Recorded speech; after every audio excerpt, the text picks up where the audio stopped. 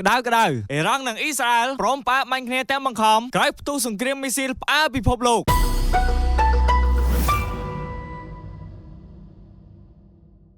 នៅទីបំផុតភាគីអ៊ីរ៉ង់និងអ៊ីស្រាអែលបានព្រមព្រៀងគ្នាផ្អាកបាញ់បណ្ដោះអាសន្នក្រោយពីបានបើកការវាយប្រហារគ្នាឡើងផ្អើលមេឃមិនទាន់បាន24ម៉ោងស្រួលបួលផងរឿងហេតុបានផ្ទុះឡើងកាលពីរាត្រីថ្ងៃអាទិត្យទី7មិថុនាឆ្នាំ